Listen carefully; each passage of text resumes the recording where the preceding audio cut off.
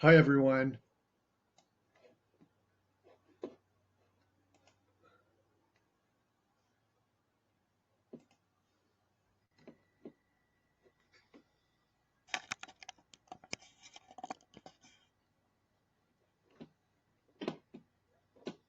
Hi, everyone.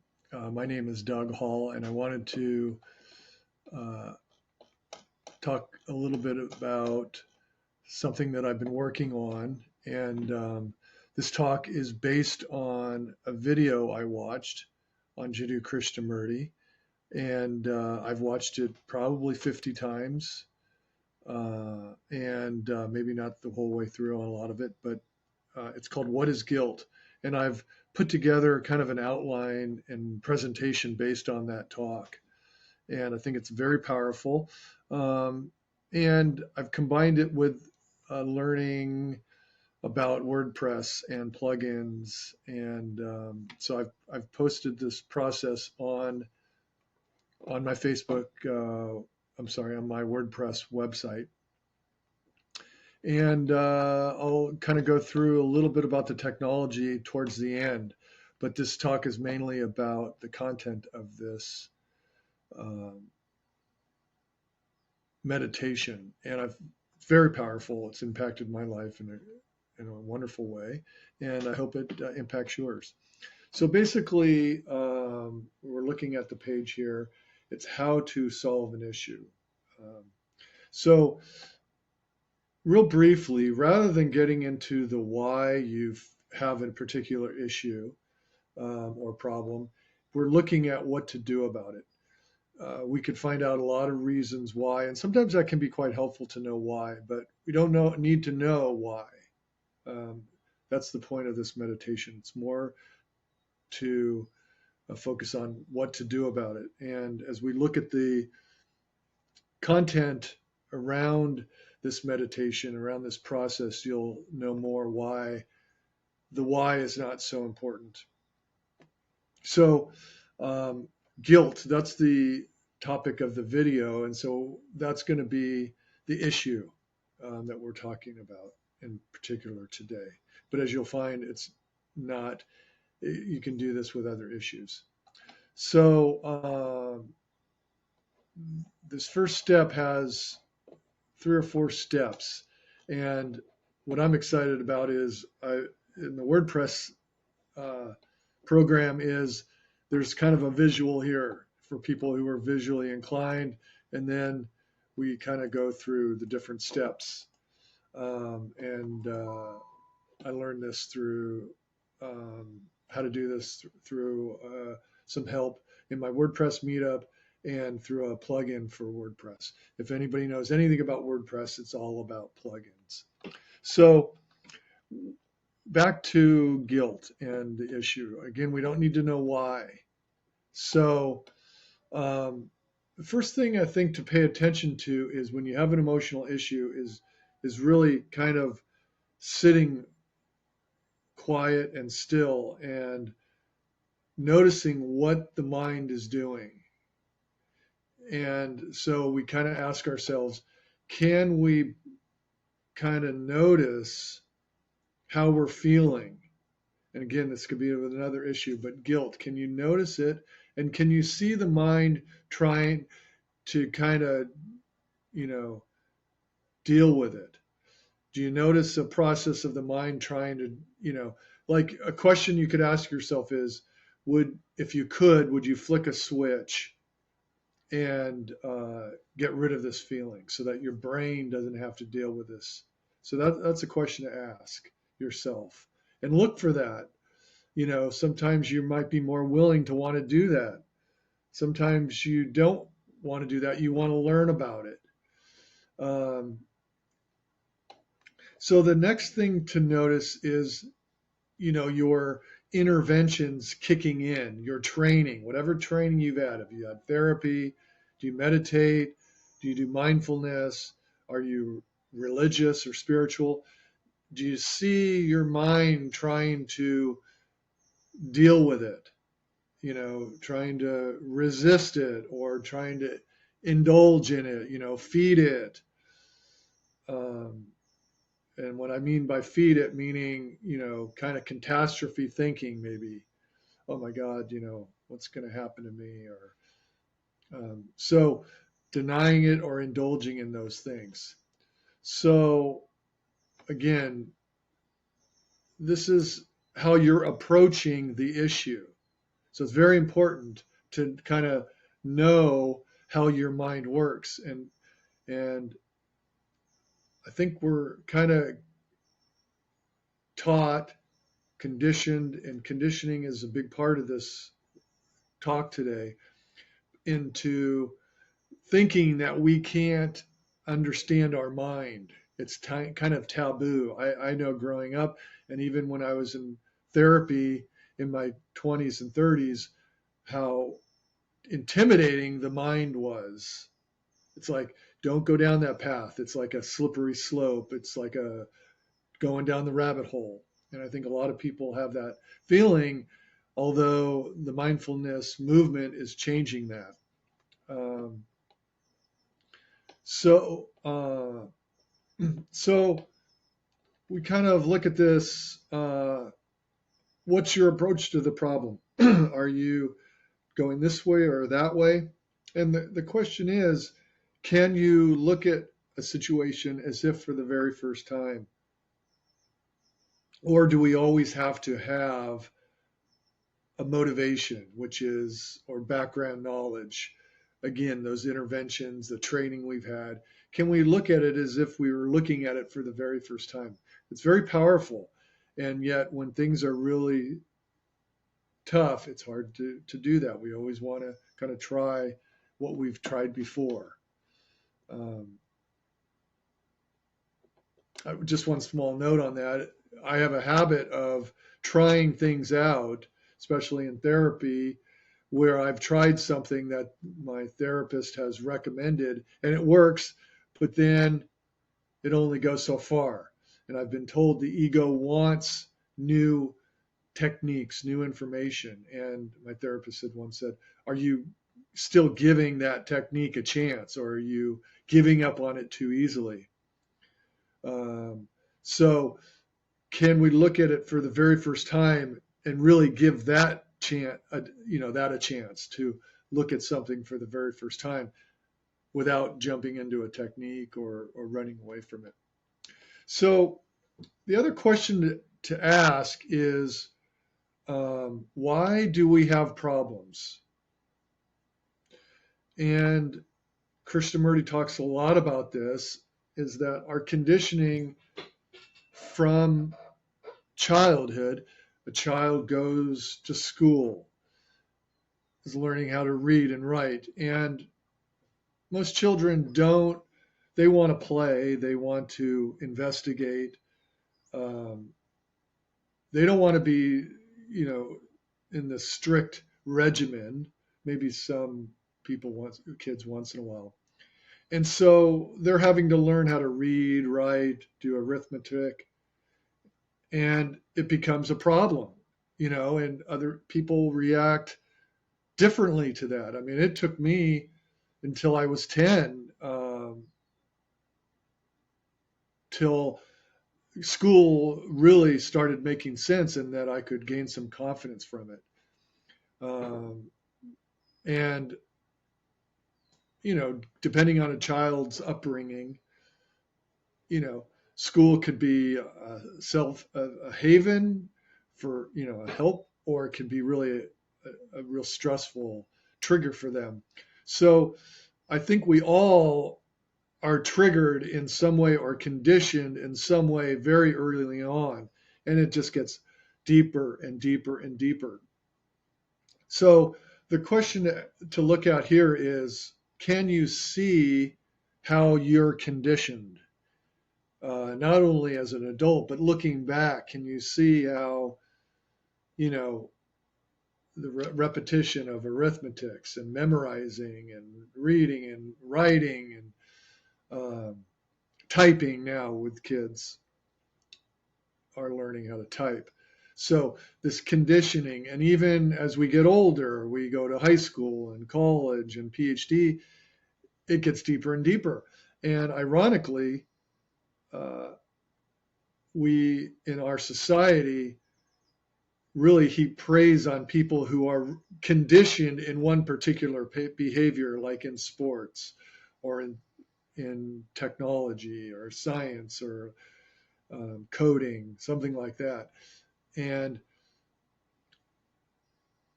my belief is that our strengths of, that are conditioned are also our weakness. And my first therapist told me that oftentimes our strength is oftentimes our weakness as well. So I think we're conditioned not only in our problem solving, but everything becomes a problem. And our brains are conditioned in problems. We're constantly seeking problems. And if we don't have any problems, we're looking for them because we don't feel like we're productive. I know here in Silicon Valley that is an issue. There's a stress, doing more, multitasking. So the idea is not only how we approach a problem, but what is a problem. So what is a problem? According to the dictionary, a problem is something that is thrown at you, something that you have to deal with, and we kind of look at everything as a problem when in fact it really isn't. But we always hear that, hungry bird gets the worm, jumping at problems, solving them right away. That's how successful people are. When in fact, we really don't have, especially here in America, although with COVID-19, things have totally changed, but a lot of us don't have quote unquote problems that we have to deal with, or where our hair is on fire, that we have to deal with. So, the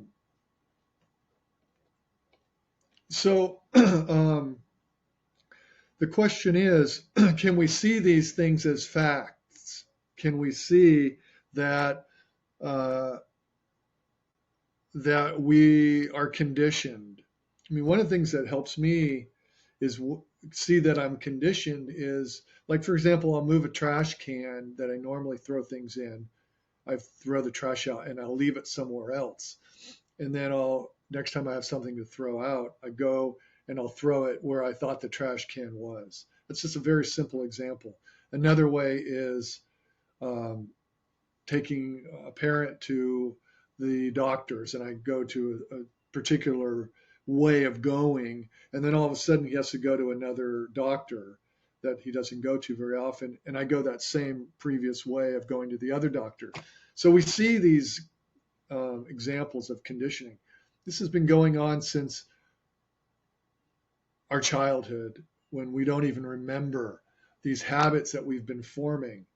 And I think it gets us into trouble when we try to solve our emotional problems because of our conditioning. So can we see these as facts? Not just as an idea or a theory, but really sit with it and get it on a where we really see it. Oh yeah, that makes sense, or that's true, rather than, oh yeah, I can see that happens. We have to really quiet our mind. So that is the first steps. It's how to deal with a problem. And I'm going to pause that here.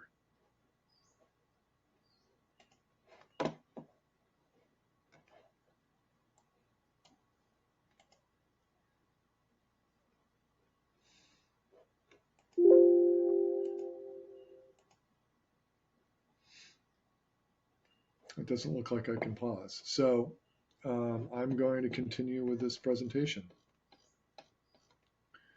Okay, so now, so anyway, we have this visual of, this light turning off the switch. Do we want to wipe it away?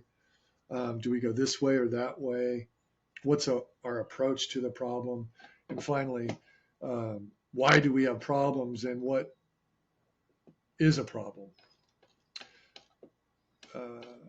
Now, the second step is again, seeing that our brain is conditioned in problems. There's a good example here about a politician. Krishnamurti talks about this. And basically, a politician wants to solve problems. So he solves a problem. In that solving of the problem creates a dozen problems.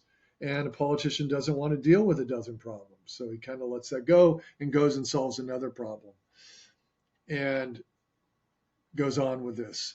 And so the solution to our problems oftentimes creates more problems than we're solving. And I think that's what happens when our brains are conditioned in problems. So we're going to look at, can we uncondition the brain? And sounds quite technical, and our response to that could be yes, that's possible, or no, that's not possible. And by doing that, we're kind of blocking ourselves. And one of the notes that I'd like to really talk about that Krishnamurti he really stresses is the answer to our problems are oftentimes found in the question or questions. And so that's why it's really crucial to kind of slow down and ask ourselves these questions and not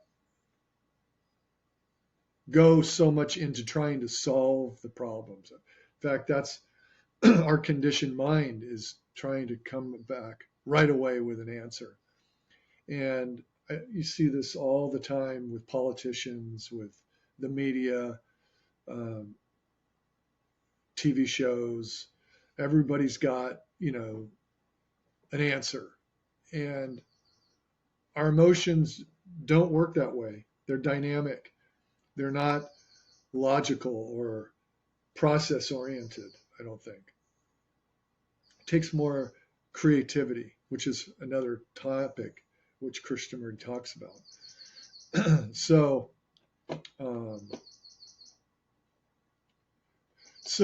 one of the questions to ask here is,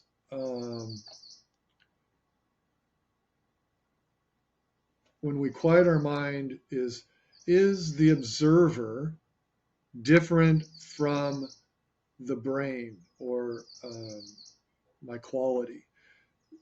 So the observer, that part of us that can, when we're meditating, when we keep coming back to our breath and we almost feel a distance, a separation that we can kind of observe. And it's very hard to do this when we're in task mode, in problem solving mode. But when we quiet our mind and we observe, is our observer separate from the quality, our anger, our hatred, our fear, our jealousy, our greed?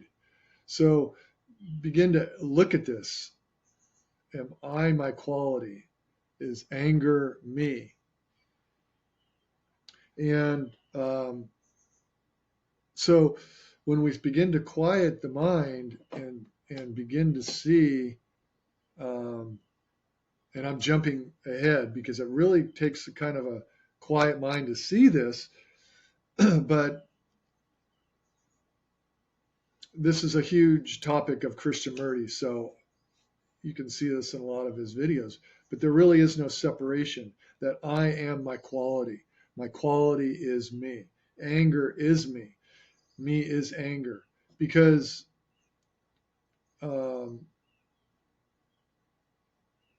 so we can see this, but then can we stay with it? Can the brain stay with it? The brain, the anger, the jealousy, can we sit with that? And I kind of jump back and forth between the quality, the brain, and the observer.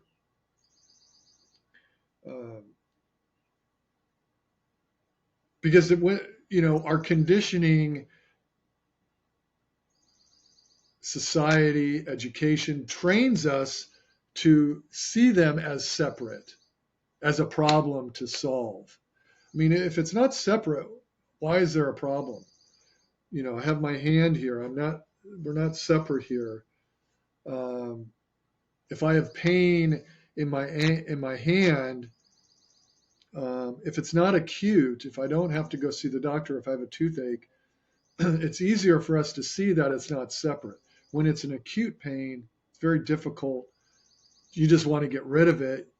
But, you have a pain, it's still part of us. Most of us have, the older we get, some ache and pain in our body. The majority of our body is not in pain, but there might be an ache that we have. And we don't see it as separate per se. The more acute it gets, I think we have a tendency to see it as separate. But again, our training conditions us in trying to get rid of it, to see it as separate. So we see it as part of us, as not separate, but can we stay with it? Can we see this as a fact? Just as we've seen our conditioning as a fact. Can we see it as a fact? Because if we don't see it, then we have a controller and a controlled. An observer and observed. We see them as separate. Because when we have a controller and a controlled, there's conflict. Okay? And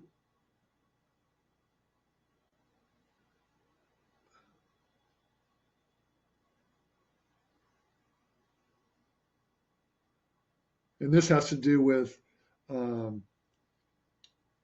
emptiness, Buddhist ideas about emptiness and causes and conditions,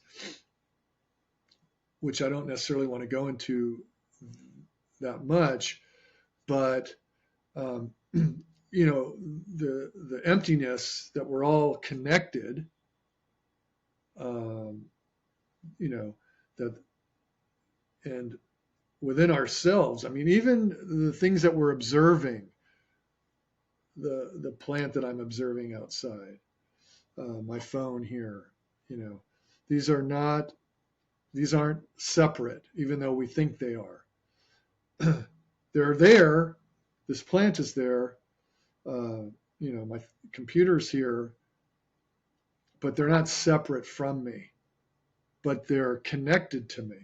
So when I say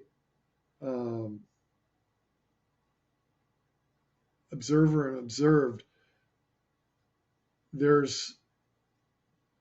we're connected. Does that make sense?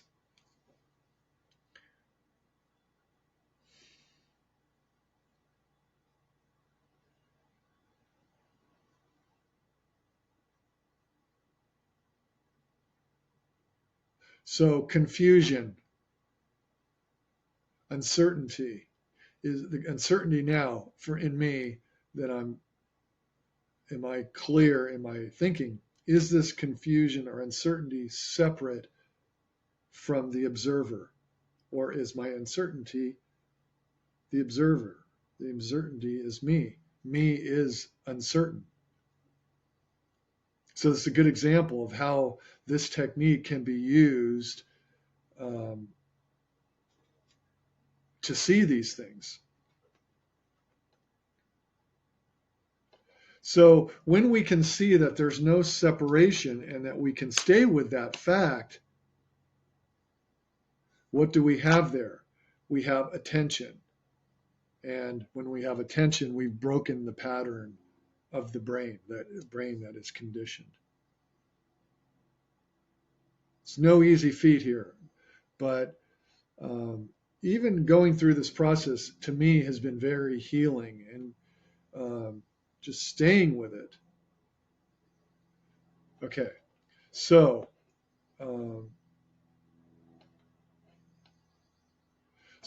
just to go into a little bit more detail again, or to refresh this, is that we try to solve our problems with a brain that's already filled with problems.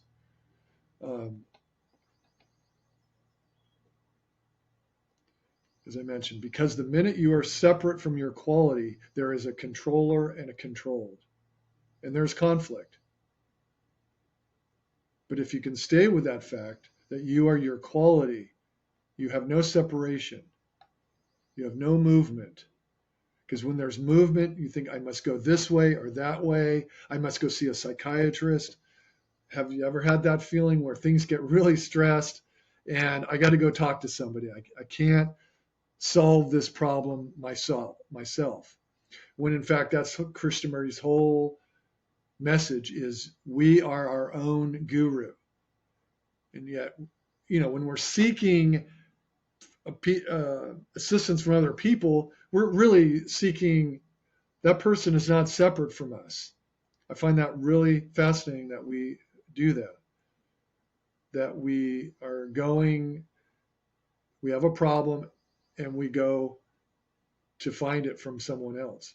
And Krishnamurti talks about how it's not a very nice thing to do when you go to other people, when you're projecting in some ways I don't know if you're projecting onto other people your inability to solve it on our own. And I, like a lot of people have a habit of doing that when things get very stressed, thinking, I can't handle this. So can we see this?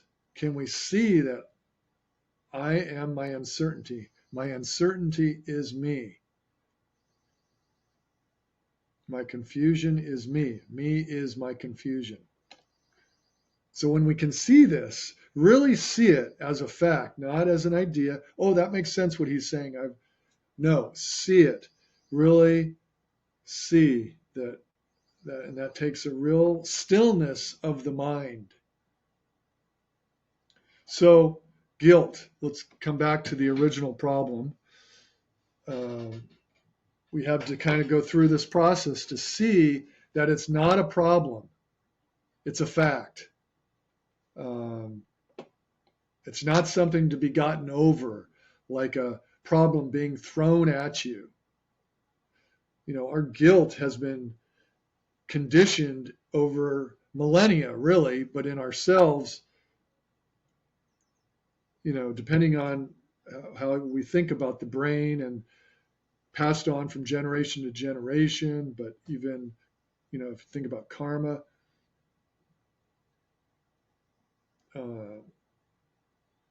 can we see this?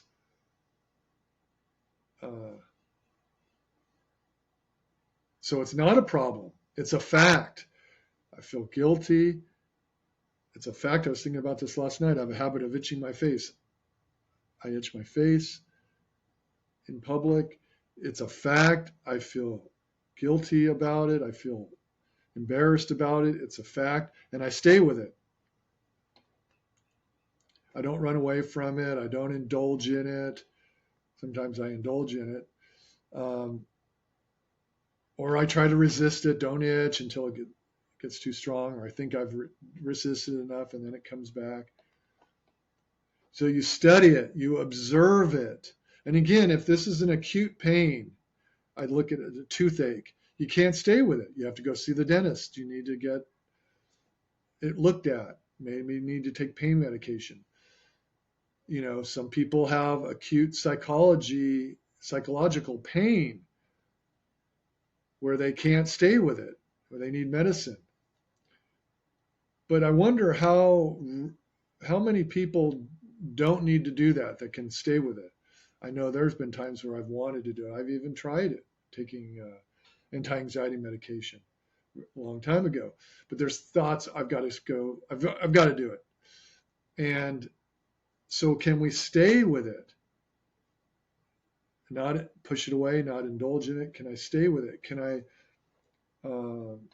see that I'm not separate from it? Can I see all of its subtleties, where it hides? It's like a jewel, as Krishnamurti says. It's a rather unpleasant jewel, but it's our own jewel, and that we're the center of that jewel. And you stay with it.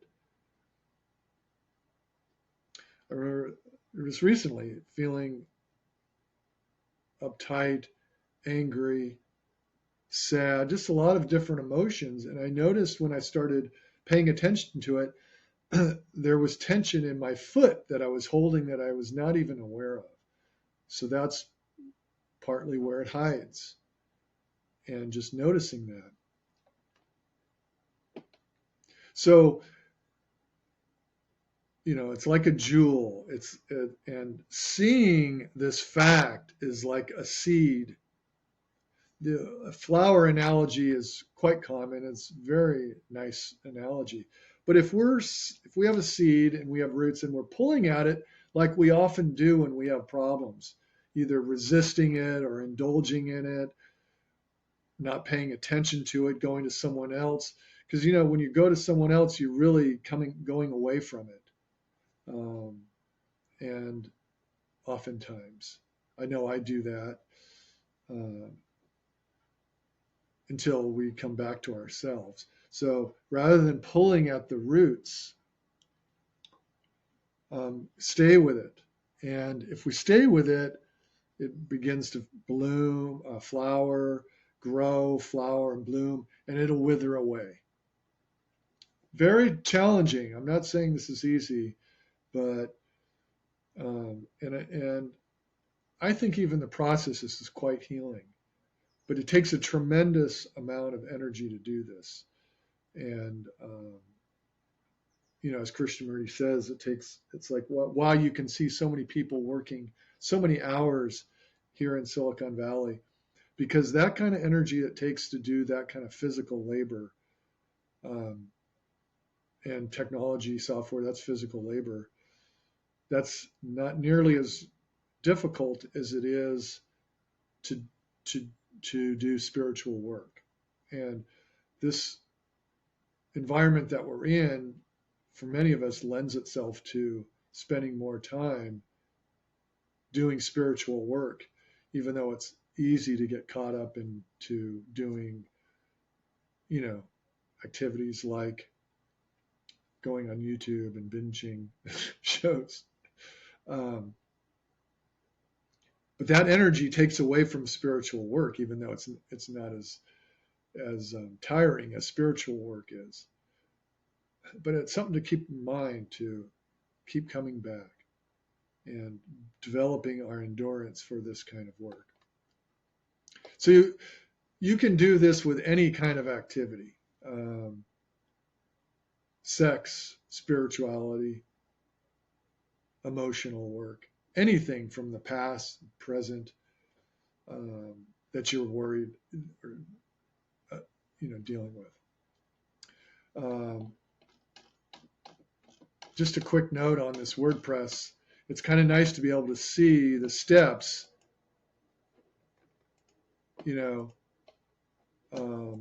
This is all here, but then you see it in a visual, like a timeline with little icons here. Anyway, I don't know if I want to go into detail about that. It has to do with WordPress. I think I'll make another video separate from that. Anyway, thank you very much.